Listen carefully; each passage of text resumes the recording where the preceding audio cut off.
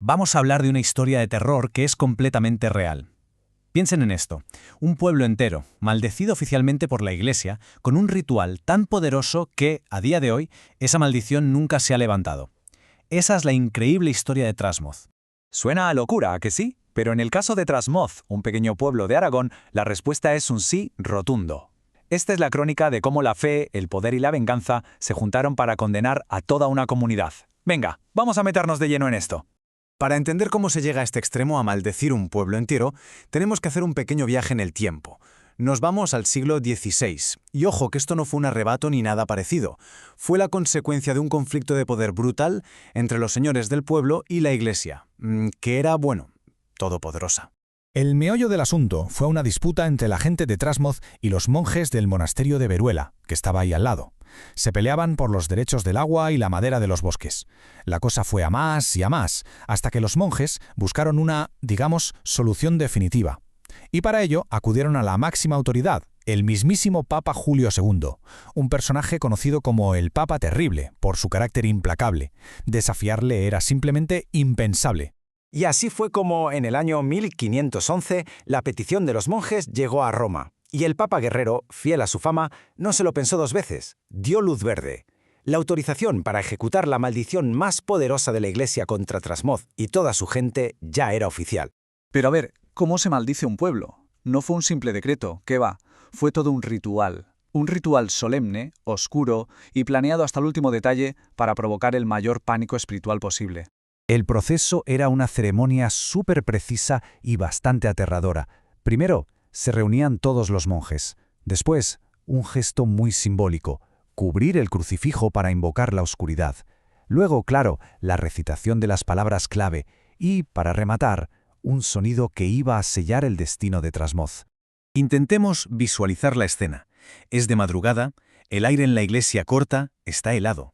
Acaba de terminar la misa y el abad y los monjes se acercan al altar y cubren la cruz con un velo negro, pesado.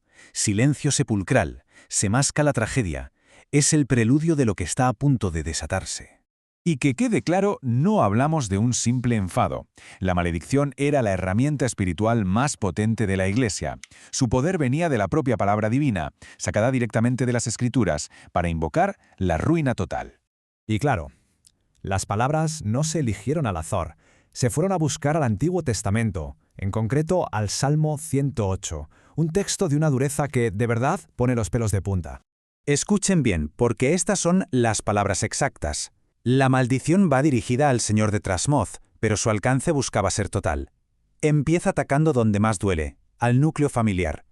Pedía la muerte del líder y que su familia quedara desamparada.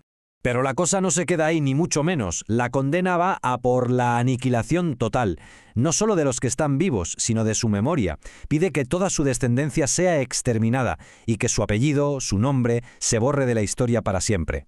Y este es el remate, la justificación final. El ritual concluye con una especie de justicia poética muy retorcida, ya que el señor de Trasmoz, según los monjes, amaba la maldición, pues que la maldición misma lo consumiera a él y a todo su pueblo.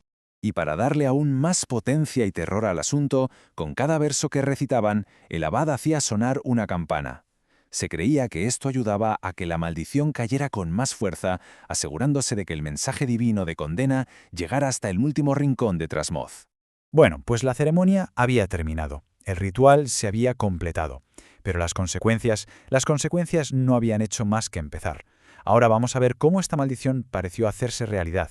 La caída fue rapidísima.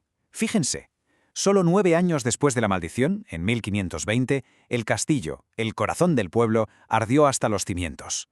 Y solo 10 años después, tras otro incendio más, Trasmoz era prácticamente un pueblo fantasma. A ver, ¿causalidad o coincidencia?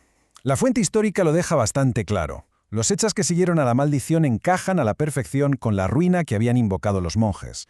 Para la gente de la época, desde luego, no había duda. La maldición había funcionado. Pero con el pueblo en ruinas, abandonado, la historia de Trasmoz no se acabó. ¿Qué va? Todo lo contrario. Su destrucción fue el nacimiento de una nueva identidad, una identidad oscura que ha llegado hasta nuestros días. El castillo, hecho ruinas, se convirtió en un lugar maldito.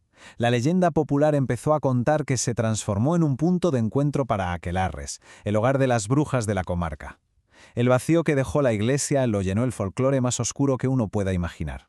Y todo esto nos lleva a la reflexión final que me parece el punto clave. La historia de Trasmoz nos obliga a preguntarnos qué es realmente más aterrador. Las historias de brujas y aquelarres que nacieron de las ruinas o la institución que, con palabras sagradas y un ritual oficial, condenó a un pueblo entero a la desolación. La respuesta quizás siga escondida entre los mudos silenciosos de Trasmoz.